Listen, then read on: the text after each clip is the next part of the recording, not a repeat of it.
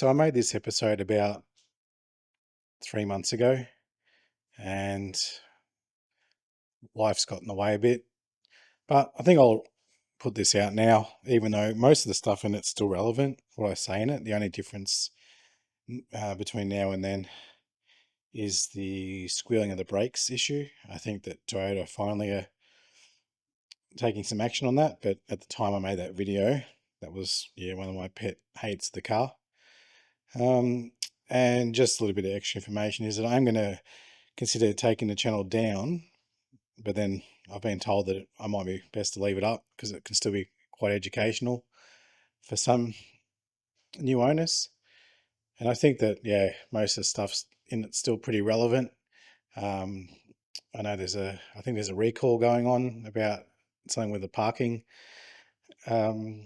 assist system and the screen going on and off. And I never covered that in my videos, but that actually did happen to me as well. And I was just dealing with it like everyone else had to. So it's good that they might be going to be fixing that up. I do have a 300 series ordered, and it's due in January or February. So I'm wondering whether I might make a comparison between the Prado 250 and the 300 once that comes in. It will be a GXL.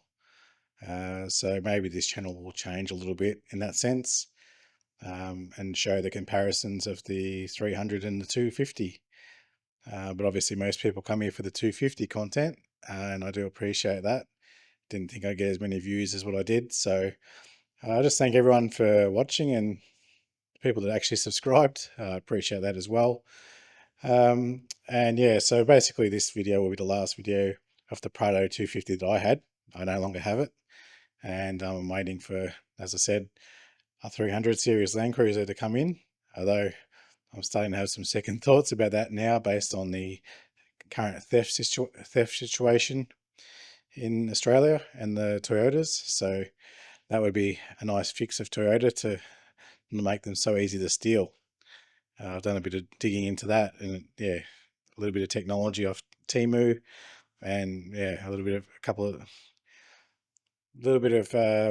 technical knowledge, and you're pretty much able to steal one of these cars within a matter of minutes, which isn't good.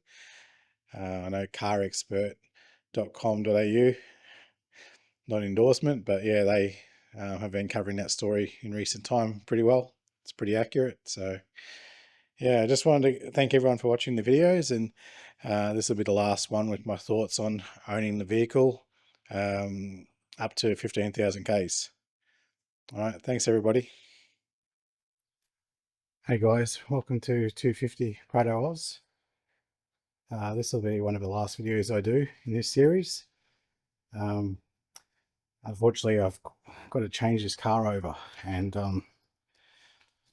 they're not able to give me another Prado, so I'm going to be probably about 6 months without a Prado, going to something different. It's not Prado, and so I won't be able to make any more videos.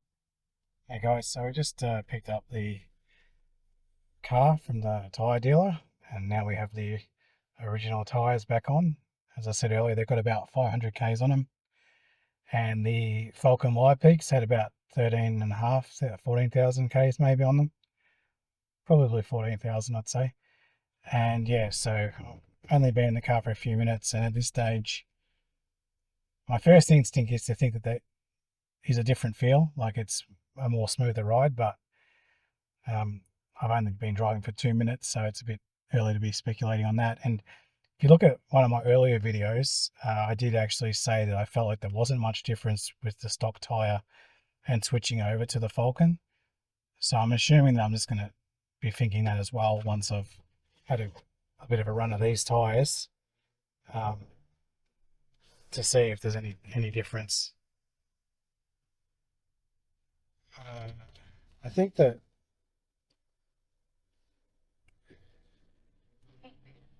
it is quieter.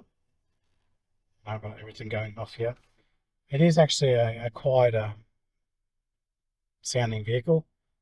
I know that because I travel this road all the time, so I would say that it is less road noise with the stock tyre compared to the Falcon Wide-Peaks.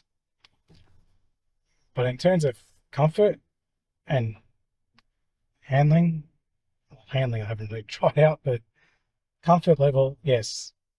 No difference that I can feel anyway underneath. So feels to me like, as I said in my earlier video a few months ago, I didn't notice much difference between the Wild Peak and the AT30s from Dunlop that you get on the car.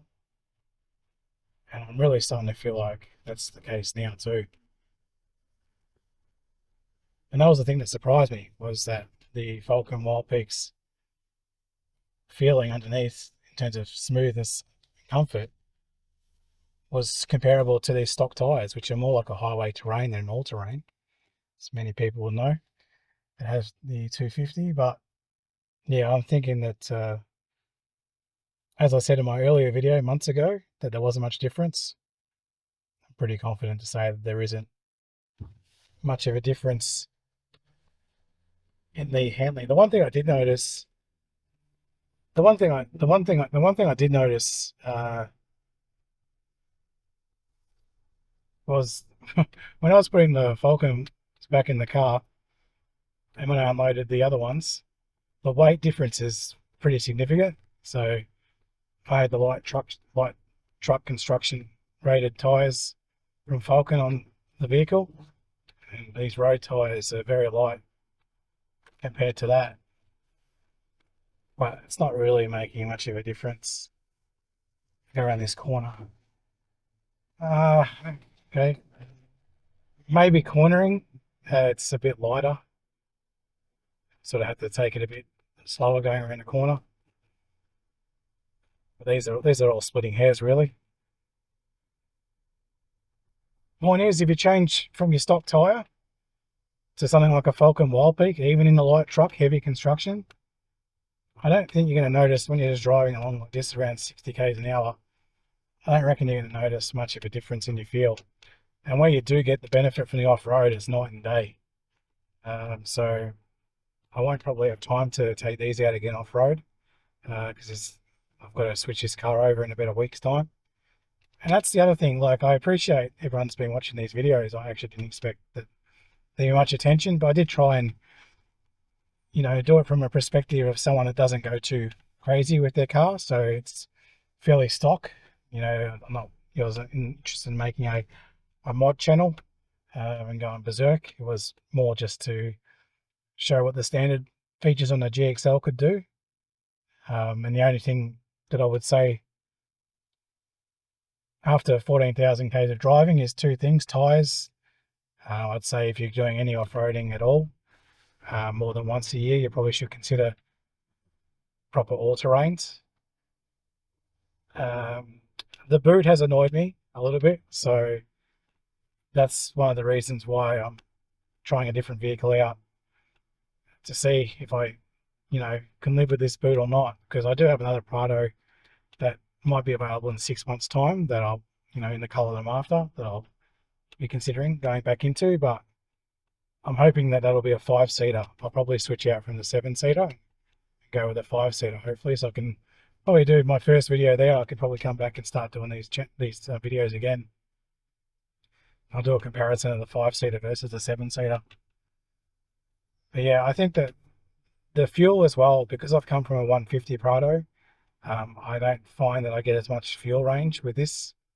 I don't know, it's because it's heavier with a similar engine, but also obviously having the larger fuel tank was more handy to pick and choose when you do, fill up. So I'm going to say that that's something also I miss, is a longer range on this, but 110 litres is still better than a lot of other vehicles in that similar range on the current 250. I think that also, if you're doing off-roading more than just the average weekender, this car does seem to sit like pretty low. So I would probably consider a lift as well if you're doing four-wheel driving, because a couple of videos you would have seen of mine showing just how little clearance there really is. In fact, I felt I had better clearance on the 150 when I had the wheel on the back than I did on this one. But then again, it's difficult to say because I wish that the 150 and the 250 sort of had a baby, and that's what they came up with, because there are a lot of things to like in the 250 with the tech and all that sort of stuff, and then there's things that you don't like about the tech. I think it's a bit criminal that there's no rear differential in the GXL, and it's obviously a gimmick, so people would have to invest in an altitude. I think that the sway bar disconnect and other features could have been reason enough to do an altitude and still keep a rear differential in a four-wheel drive vehicle that the previous generations all have had.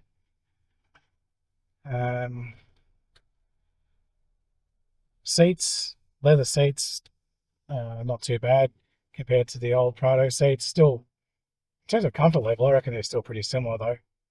I was in a friend's Prado the other day, 150, and it's still, a very comfortable vehicle to be in. So I don't think it's leaps and bounds ahead. Yeah, so things I miss on the 150, and there's things I dislike on the 250. But 250 is a good car. I mean, don't get me wrong, and I wouldn't have, made the videos I made if I didn't like it in some way. And to be honest, if I had the right color available when I switched this one over, I probably would have been sticking with it. Unfortunately, not the case. But yeah, after 14,000 Ks, I've had no issues with this vehicle at all. So in terms of mechanically, random errors come up or anything like that. Maybe the occasional camera issue with maybe having dirt or water and saying it can't do anything at that time, but nothing mechanically has come up. The squeaking brakes thing for reversing, actually, I should mention that before I sign off for a period of time, but the squeaky brakes thing is a bit of a joke, really. And the fact that by now, this car came out in November of last year, there really should be something in place in the recall where you can have it fixed up. You just take it into a dealer and have it fixed up. Seems to be quite an ad hoc arrangement at the moment. So, certain dealers, when people have been going there, they've been, having the tyres, wheels. No, they've been having, when people have been going to dealers, some dealers have been willing to fix it and take care of them, and other dealers are like, no, we're still waiting to hear from Toyota. I have to be fair here and say, two dealers, one in Ipswich, can't remember the name of it now, but there's only one dealer there. It starts with a B, I believe. It's Llewellyn Motors in Ipswich. Wanted to investigate the problem, which I thought was a bit weird, because I think the problem would have already been raised with them by now. And Sunshine Coast Toyota basically said that they'll just take data down. So if you bring it in, they'll look at it, and then it's going to make a note and let Toyota know. I think everyone that has a 250, 1 in 3 complain about that squealing of the brakes, and I think that that's something that Toyota well and truly know about now. So I don't think I need to add to that list. Hopefully they fix that by the time I pick up my next one, which is probably in about 6 months' time. So yeah, I just want to thank everyone for watching those videos that have been on. Dealing with certain things to do with the 250 Prado. I was one of the earlier adopters, I guess. I had one of the first videos out on it, so I thought I might as well keep going and make a few every time I notice something. But it's been pretty hectic in my life to find time to make some more. So as this will be the last one, I figured I'd come back on and share a few thoughts and talk about the tyre change. And I just, again, thanks everyone for watching, and you never know, you might see the next video I do is a comparison of how the new Prado goes against the old one, and hopefully it drives the same way as this one did with a few improvements. All right, thanks very much everyone, see you later.